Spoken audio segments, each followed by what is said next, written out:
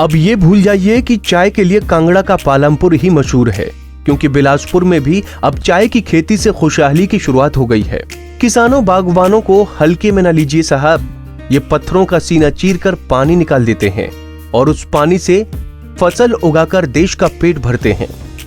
दरअसल हम बात कर रहे हैं जिला बिलासपुर के घुमारवी के बेकल गांव की, जो दार्जिलिंग की चाय की खुशबू से महक रहा है।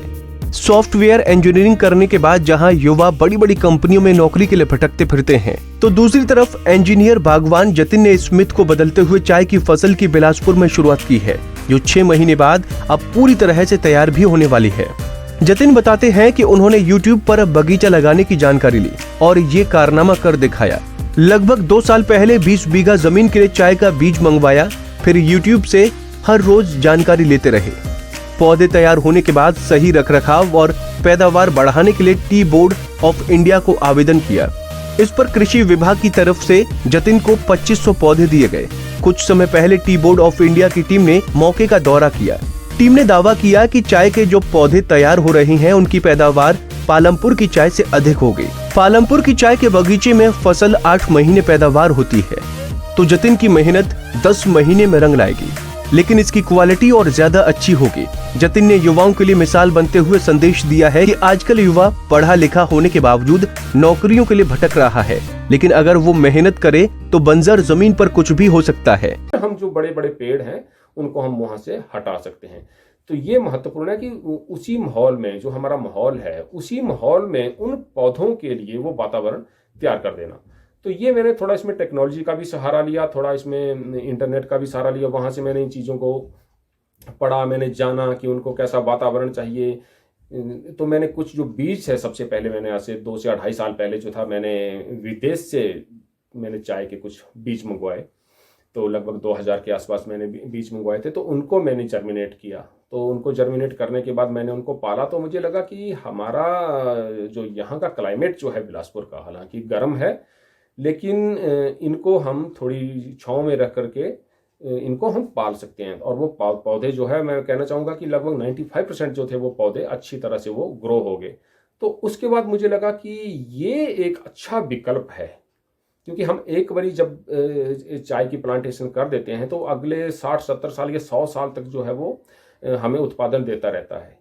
तो चाय महंगी भी है और हर जगह नहीं उगाई जा सकती। जैसे अभी हमारा समतल जो मैदानी क्षेत्र हैं, तो भारत में ज़्यादातर वही हैं, तो वहाँ पे तो चाय नहीं उगाई जा सकती, क्योंकि चाय के जो जड़ों में है पानी खड़ा नहीं रहना चाहिए। ये भी एक इसके लिए ज़रूरी है। तो वहाँ पे तो उगाए नहीं। लेकिन चाय आजकल जो है विश्व में सबसे ज़्यादा पिया जाने वाला जो पेय है, तो इसकी मांग तो बहुत ज़्यादा है। तो ये हमारे इन्हीं पहाड़ियों में इसको उगाया जा सकता है। अब हमारे यहाँ पे क्लाइमेट गर्म था, इसलिए थोड़ा सा टेक्नोलॉजी के सहारे जो वहाँ का वातावरण है, जिस हिस्से में हम बगीचा लगाएंगे, वहाँ का वातावरण हम इसको चेंज कर सकते हैं।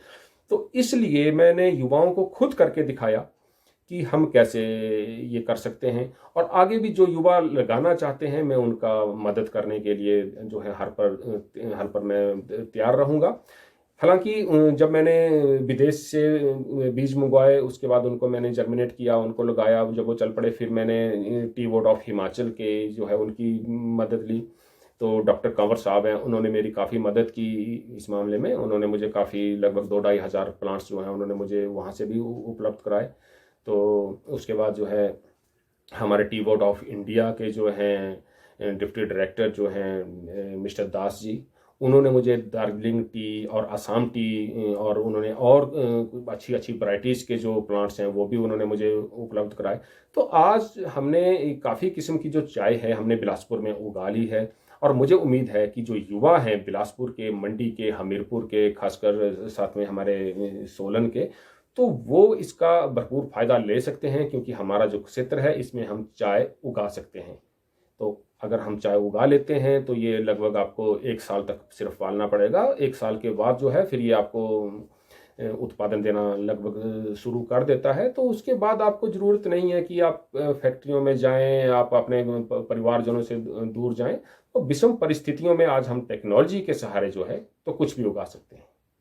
जब इंटरनेट पे खोजता है कि किसान क्या है, तो वो देखता है कि एक कुर्ते पैजामा पहने हुए एक व्यक्ति, वो कंधे के ऊपर फावड़ा रखे हुए है और वो खेत में खड़ा हुआ है, या वो किसान है, या उसको लगता है कि एक दराटी लिए और दूसरे हाथ में जो है वो गेहूं की एक पुलिया लिए हुए व्यक्ति जो है वो गेहूं के खेत में खड़ा हुआ है, वो किसान है।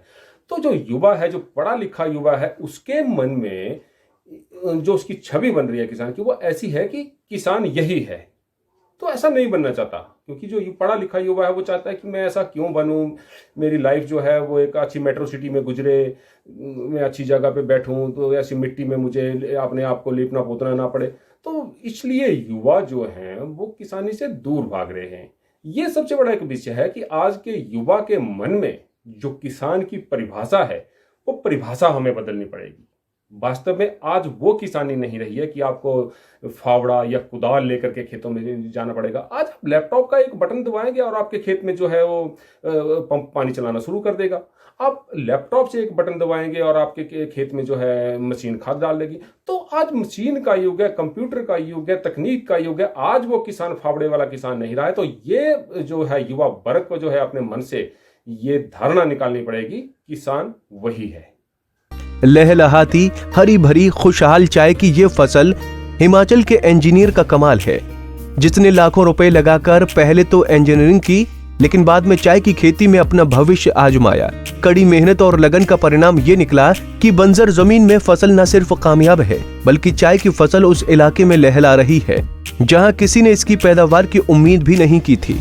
पंजाब केसरी टीवी के लिए बिलासपुर से मुकेश गौतम की रिपोर्ट।